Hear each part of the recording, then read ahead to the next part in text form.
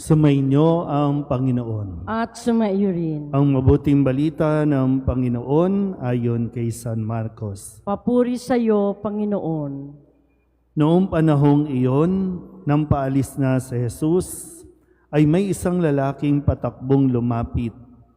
Lumuhod sa harapan niya at nagtanong, "Mabuting guro, ano po ang dapat kong gawin upang magkamit ng buhay na walang hanggan?" Sumagot si Jesus, "Bakit mo ako tinatawag na mabuti? Walang mabuti kundi ang Diyos. Alam mo ang mga utos, huwag kang papatay, huwag kang mangangalunya, huwag kang magnanakaw, huwag kang magsisinungaling sa iyong pagsaksi, huwag kang magdadaya, igalang mo ang iyong ama't ina." "Guro," sabi ng lalaki, "ang lahat po ng iyay tinutupad ko na mula pa sa aking pagkabata." Magiliw siyang tinitigan ni Jesus at sinabi sa kanya, "Isang bagay pa ang kulang sa iyo. Humayo ka, ipagbili mo ang iyong ari-arian at ipamigay sa mga dukha ang pinagbilhan at magkakaroon ka ng kayamanan sa langit. Pagkatapos, bumalik ka at sumunod sa akin." Namanglaw ang lalaki nang marinig ito at malungkot na umalis, sapagkat siya'y napakayaman. Tiningnan ni Jesus ang mga nasa paligid niya at sinabi sa kanyang mga alagad, "Napakahirap mapabilang ang mayayaman sa mga pinagaharian ng Diyos." Nagtaka ang mga alagad sa pananalitang ito. Muling sinabi ni Jesus, "Mga anak, talagang napakahirap mapabilang sa mga pinagaharian ng Diyos. Madali pang makaraan ang kamelyo sa butas ng karayom kaysa pasakop sa paghahari ng Diyos ang isang mayaman." Lalong nagtaka ang mga alagad, kaya't sila'y nagtanungan, kung gayoy, sino ang maliligtas? Tinitigan sila ni Jesus at sinabi sa kanya, "Hindi ito magagawa ng tao, ngunit hindi ito mahirap sa Diyos. Magagawa ng Diyos ang lahat ng bagay." Ang mabuting balita ng Panginoon. Pinupuri ka namin, Panginoong Hesukristo. Isang magandang gabi po sa inyong lahat. Ngayon po ay Lunes ng ika-8 linggo sa karaniwang panahon, 2 araw bago po tayo pumasok sa panahon ng Kwaresma. So sana po ay okay lang ba kayo? Tinatry ko po na masanay na ano pa rin naman, ongoing pa yung therapy at sana hindi kayo ma-distract sa salita ng Diyos na mas marinig ninyo at mas maunawaan ninyo. Tingnan nyo nga po yung katabi ninyo. Tingnan nyo mula ulo, mukhang paa. Tingnan nyo nga. Mayaman ba, mahirap? Sige, tingnan nyo lang. Mayaman ba o mahirap? Kasi lahat tayo, I'm sure, lahat tayo dito gustong yumaman.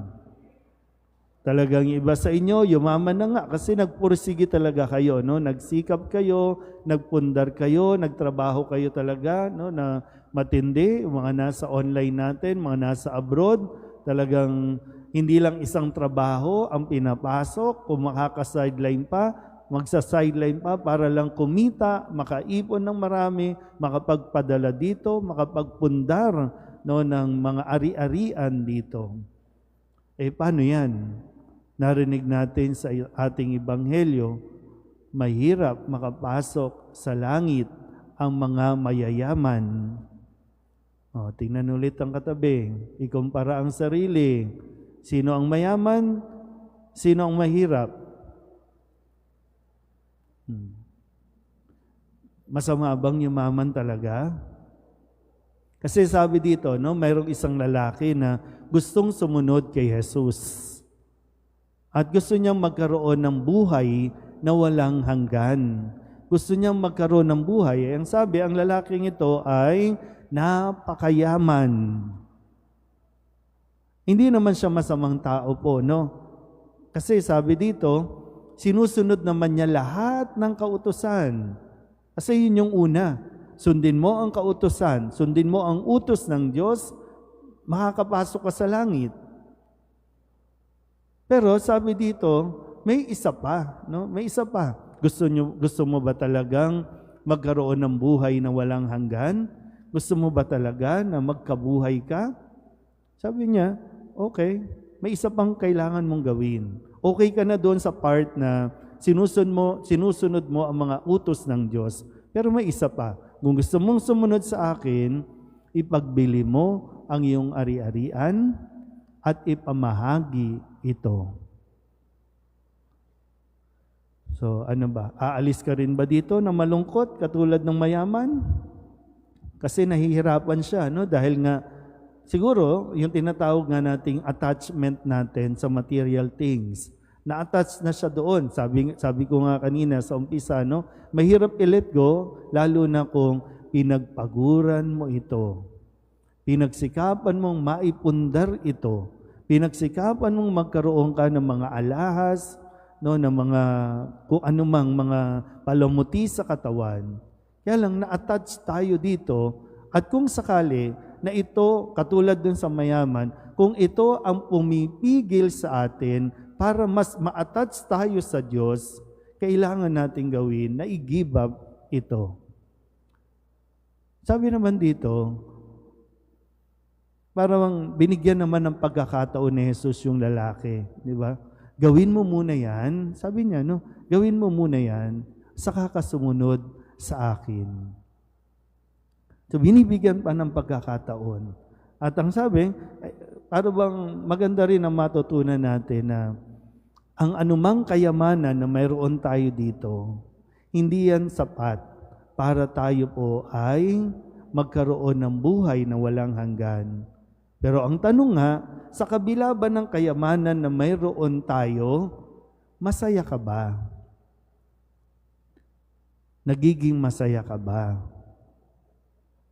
May buhay ka ba? Nagiging masigla ba ang buhay mo? O parang hanggang ngayon, hindi matapos-tapos na gusto ko pa ng maraming kayamanan?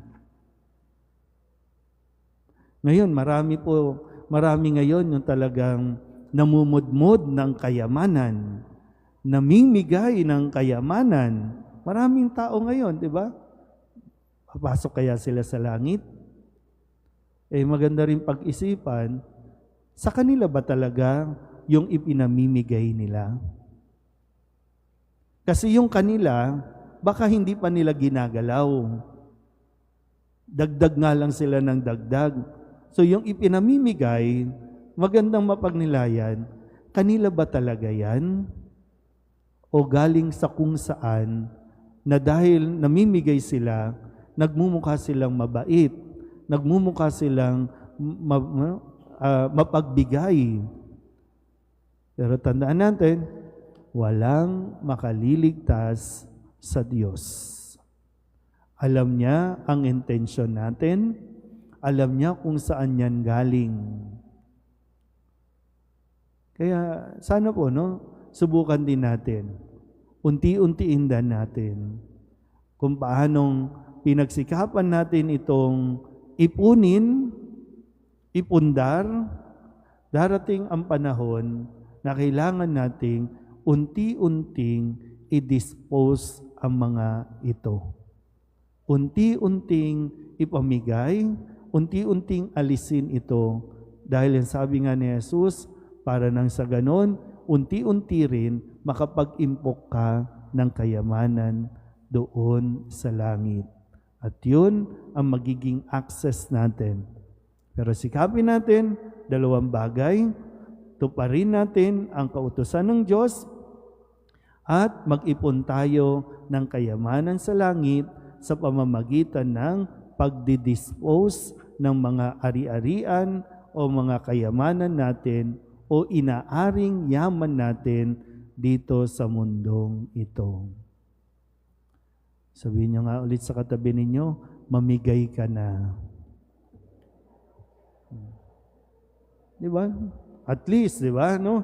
Namimigay ka na. Kaya kapag humiga ka na sa kabaong, lahat ng titingin sa iyo magpapasalamat at magiging masaya dahil nabigyan mo sila, nabahaginan mo sila ng biyaya o mga blessings na mayroon ka. Amen?